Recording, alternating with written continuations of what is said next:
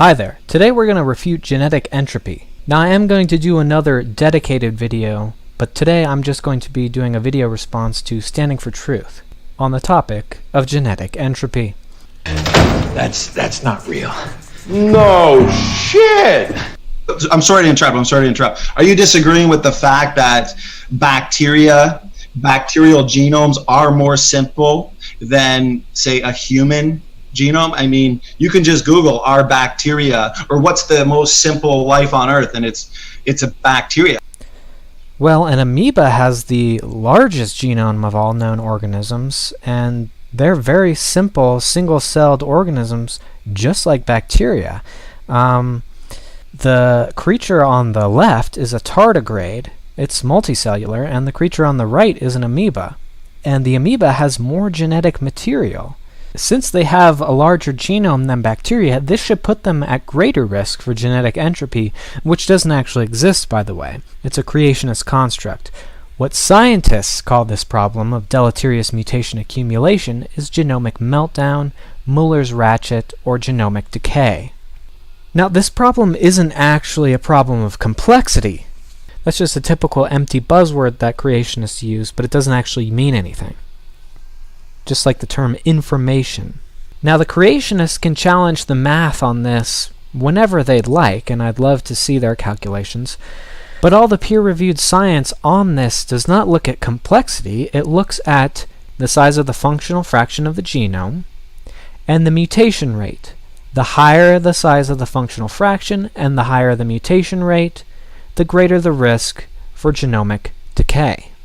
Now, this particular study uses fertility values, aka basically breeding rates. Now, this study also compares human and fruit flies because they have a similar mutation rate. However, flies breed far faster than us, so they turn over generations much quicker than us. And yet we do not see any accelerated rate of genomic decay in fruit flies as compared to us. Their populations are perfectly healthy and have not gone extinct or suffer genetic meltdown. If genetic entropy were true, we should expect to see a higher mutation. We should expect to see a higher decay rate in the fruit flies than humans. Yet we do not see this. The literature very clearly states that there is a narrow, dangerous range of selection coefficients, which means small populations, small breeding populations, environmental stochasticity, which is basically just changing environment, high mutation rates, and high genetic load. Now, usually these things have to intersect to create this dangerous range, but what this dangerous range implies is that, seeing as how only some populations fall into it, the other populations fall outside of this dangerous range in the safe range, where Muller's ratchet, aka genomic decay, does not occur. Now, this is actually called the genomic decay paradox because we don't actually observe it outside of this dangerous range, and it wasn't exactly known why for a while. But let's go into what happens if genomic decay is actually a problem, and if it's actually a problem in the general population. If this was a problem in normal populations, we would see them go extinct within 100 generations, and yet we observe flies, bacteria, humans, all kinds of species surviving past 100 generations. This empirically derived timescale is 3 to 4 times shorter than the purported age of the Earth, according to young Earth creationists as well. So yet another thing that just does not fit. And I know you'll probably claim that genetic entropy, real name genomic decay, was slow at first at the beginning when people had purer genomes, and that it is just now truly accelerating to the point of now we won't survive past 100 generations. Is that now we won't survive much longer. But that's not what the math that's actually been published on this subject says. I'd love to see your calculations on how you figure out your time scales. But the sad thing is you're just going with your gut feeling. Bacteria. So it sounds like you're grasping at straws here in order to be able to imagine that losing information, the degradation of our genome is going to take your bacteria-like organism into something like a whale over. Well, first off, no one thinks bacteria evolved into whales or were in the lineage of any animal. Secondly, a single cell to whale through loss of genes is certainly possible, especially given intelligent design of some original cell. If you start off with a cell with a huge amount of genetic information, most of it could be turned off or whittled down into other functions. Every cell already has the ability to create any protein. All you have to do is change the instructions, which you can do simply by deletion. If I gave you 2 Bibles and I started ripping pages out of the second one, you haven't actually lost any information because you still have that original. But with the duplicate, I'm now changing the information inside it. So I can cut up words and rearrange them as I see fit, and I wouldn't have lost any information. I would have gained information. And yet you would frame it as, well, it's not new information because it's just copied from the original. But then you have to ignore the fact that it's been rearranged. It's all made out of the same 4 base pairs, and you can rearrange them in infinite different sequences. And again, the amoeba has the largest genome of any known organism, and it represents an early form of life in the animal lineage. Simply losing suppression mechanisms in the genetic material, altering some of the existing material, and regulating others, an amoeba can certainly get to a whale simply by losing nucleotides. Just as I could construct sentences out of the Bible simply by taking words out of it. I could create probably any sentence in the English language just by taking words out of the Bible and putting together what's left. Again, every cell has the ability to synthesize any protein, so there's nothing inherent to an amoeba that doesn't allow it to create whale genes. So yes, you can absolutely gain information, meaningful information, simply through deletion, especially if you have a duplicate or a copy. Of course, reorganization, repetition, further reorganization of nucleotides also occurs. Genomes can expand and contract in length, and in fact, that's how it works. Duplicates are created all the time. We know this. This is often beneficial or neutral to survival. Just having twice the protein usually doesn't harm you. It can, but oftentimes does not. Once you have a duplicate, you can change the instructions in the duplicate, and then it is no longer that same old information. It is now different information. Different sequences equals different proteins. Not necessarily every time, because there are such things as silent mutations where the protein will still fold in the same way. I liken it to a statue or a carving. You start off with more information, more material, but you whittle it down into more meaningful material. Even though there's less physical material, it is more meaningful. It is more specific. You can do that with genes. Now, to keep the analogy within biology, how about we just look at neuron development? Babies are born with the most neurons they're ever going to have, and you only lose them as you become an adult. And yet the brain acquires more information. You have more connections, more neurons when you're a baby, and less neurons and less connections when you're an adult, but that information is more complex, more meaningful, and it is different. Yet the volume is smaller.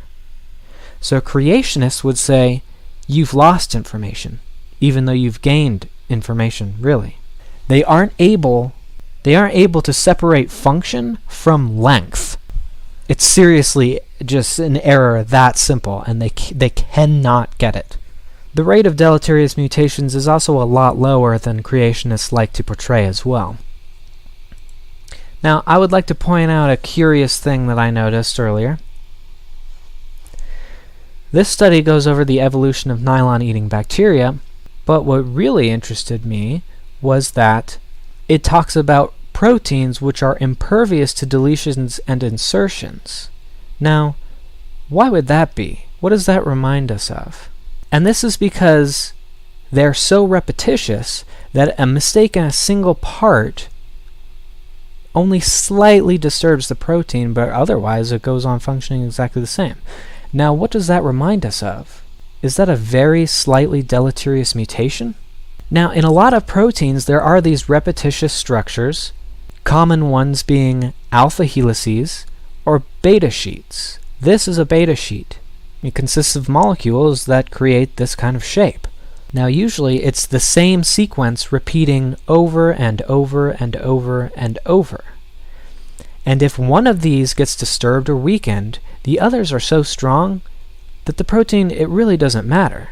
A building can still stand if but one of its columns is knocked out. But the question that boggles creationists is, how come mutations don't accumulate in this? How come each one of these doesn't eventually acquire a mutation and then it gets stuck and fixated in the population, given that these very slightly deleterious mutations are invisible to selection?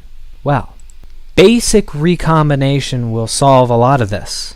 See, mutation rates are actually extremely low. The likelihood that a mutation would occur in this gene is exceedingly low. So most of the time, that gene is going to be copied perfectly. Some of the time it will be copied imperfectly, and that will create a variant in the population, an allele. Now, those alleles will continue to be copied mostly perfectly, and the original will continue to be copied mostly perfectly. So the original will stay in the population most of the time. It will not be altered. And if it's the better version, if it's the better, more fit allele, it will stay around. Now, depending on the dominance or recessiveness, the gene could be passed on to one child and not to the other child from parents who have these genes. If one lineage happens to gain hundreds of these mutations in the same gene over several lineages, that will never cancel out the fact that the healthy version is still out there floating around. And it can show up again whether it's recessive or not. If you're born with one too many of these mutations in your gene and it finally breaks the protein in your generation, well, you might die. You might just be horribly ugly and not reproduce. But your brother might not get that gene at all. He might get the healthy versions since both parents carry two alleles. Now, we've already figured out other methods of making these slightly deleterious mutations more visible to natural selection, because that's the problem.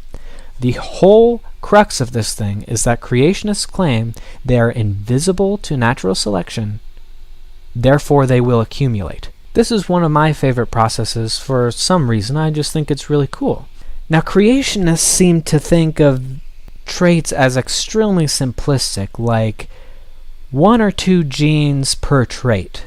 Now, this is a very outdated understanding. We now understand that various genes interact with each other, and there is variance in how they interact. Gene A might work great with gene B, and gene B might work great with gene C, but gene A and gene C might cause a catastrophic disease. All of a sudden, if there are slightly deleterious mutations in gene A, and they don't really affect gene A that much, but the way they bend the protein, it just doesn't work right with gene C, even though gene B doesn't recognize the difference.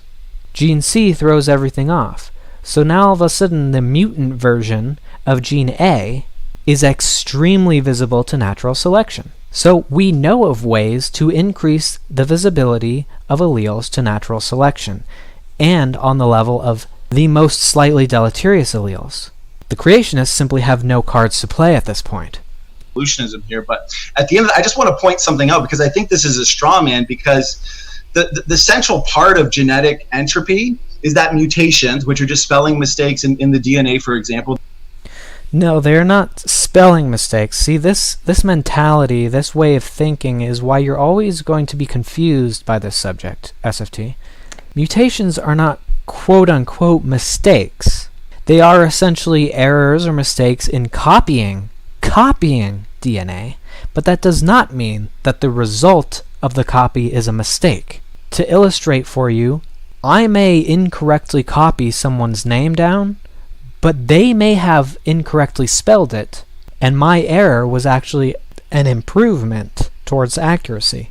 Now, please understand this. A mistake in copying DNA does not mean the result is a mistake. The result is simply a difference. Mutations are literally just deletions, repetitions, and substitutions of these base pairs. These base pairs can be rearranged in infinitely different arrangements. Different arrangements can create different proteins. That's it. Try to think of it in those terms, the scientific terms, and not in the loaded and misleading terms of mistake, because we see beneficial mutations all the time. You claim there are no beneficial mutations, then we show one to you, then you move the goalpost to, well, it doesn't add information. Just please stop saying mutations aren't beneficial. You know this isn't true. Your excuse that these beneficial mutations are simply unlocking pre-existing genes, well, that's a false way of looking at it, but even that still proves some mutations are beneficial. See, if God put locked DNA away to be accessed later by mutations, that's still evolution. Intelligently designed DNA does not refute evolution in any sense. It only comments on abiogenesis. Again, evolution does not address the origin of life, simply how it changes. Now, if you look to my programming example, I did not write this program, someone did. It was intelligently designed, but it doesn't matter, again. It only matters how it can change. I was able to create a totally different function simply by deleting a segment of the code. Different information is new information. You need to learn the difference between length of information and difference of information. Again, duplicating information and then scrambling one copy creates new information. Period. Allow me to give you a visual aid. See this part here?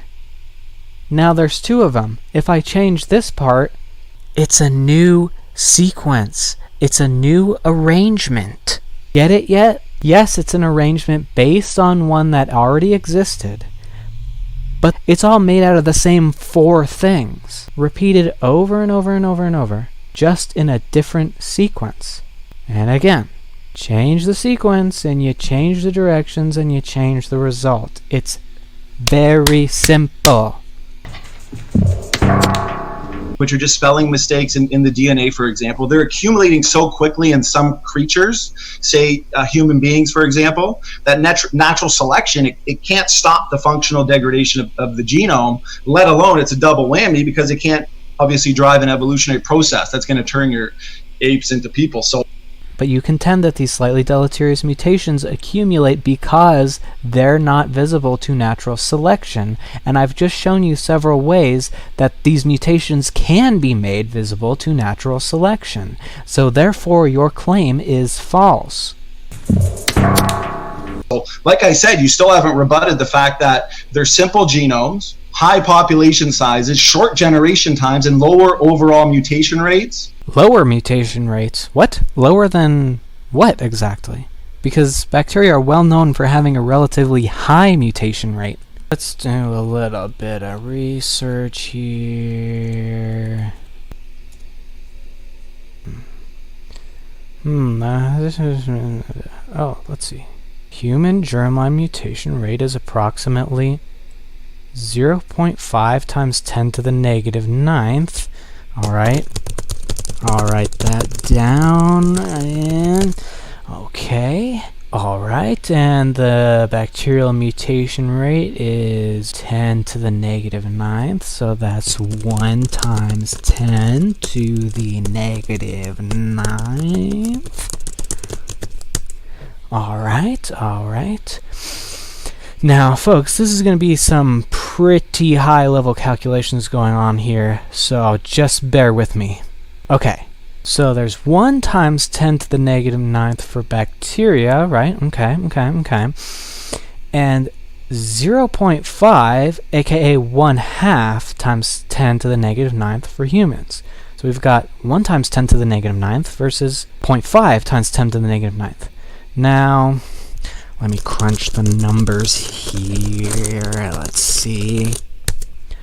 Now, if my calculations are correct, I'm not sure if you're aware of this, but 1 is twice 0.5.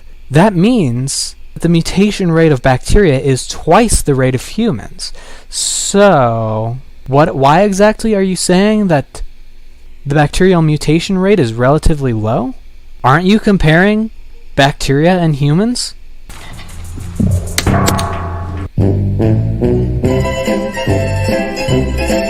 A combination of those make bacteria the most resistant to genetic entropy, but yet we see, you can just check a multitude of papers, bacteria adapt by losing genes. I feel like you're going off. I want to. So I just want to hear my you debate rebut style. my points. I want to hear about my points, man, because the name of the debate is, does bacteria disprove devolution? You're not doing too good here right now because it's a double whammy for us.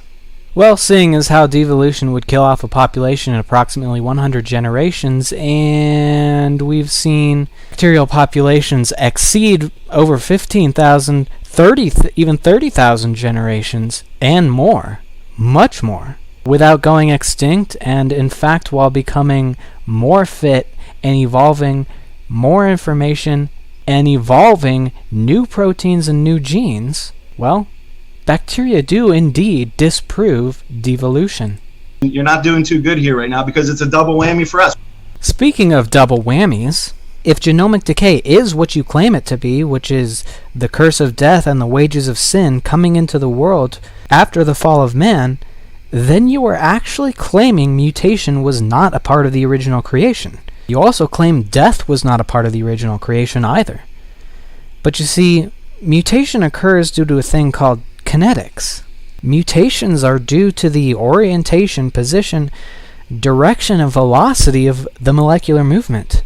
If they aren't oriented in the correct position, and they aren't in the exactly perfect concentrations, then you might get a substitution. The molecules bounce all over the place at blinding speed and in uncountable numbers.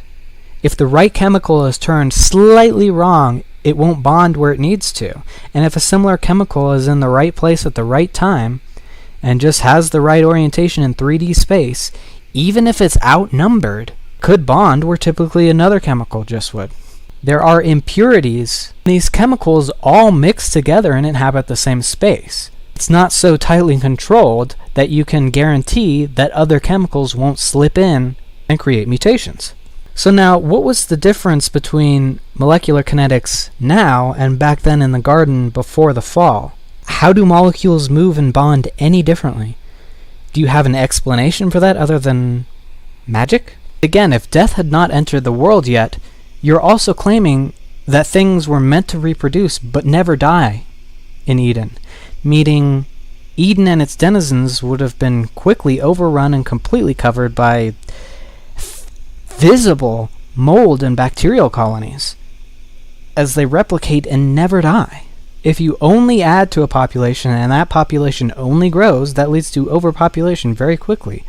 And unless you're flat earthers, Earth has a limited space and limited resources. Speaking of, I don't know how you plan on eating and digesting even plants without them dying. Even plant death is still death. So if nothing can die for you to eat it, how do you eat? Was there no starvation? Was there no need to eat in Eden? If not, where did anything get first of all, the energy to keep moving, and second of all, the matter to reproduce and grow? And does death of individual cells not count? Apoptosis, that is programmed cell death, occurs in development and in just maintaining a body. But in development is a bit like carving a shape into a stone, in fact quite literally. For example, in order to create fingers, the skin cells between each of our fingers literally dies, so that there are gaps between the fingers. When we grow and live, our skin cells constantly die and shed off and are replaced. If death did not exist, Adam and Eve would have had extremely bad skin growth diseases. In fact, cancer is the inability for cells to die when they're supposed to. Adam and Eve would have been completely cancer-ridden, with plaque psoriasis all over them, slime growing out their ears. Cells need to die for living things to live. And again, in order to get an adult brain, you must lose brain cells. They must die. So I guess death was a part of microbiology, but not macrobiology, magically, somehow. Looks like bacteria disprove Genesis as well. It's not what you know, it's what you can prove. Dingus.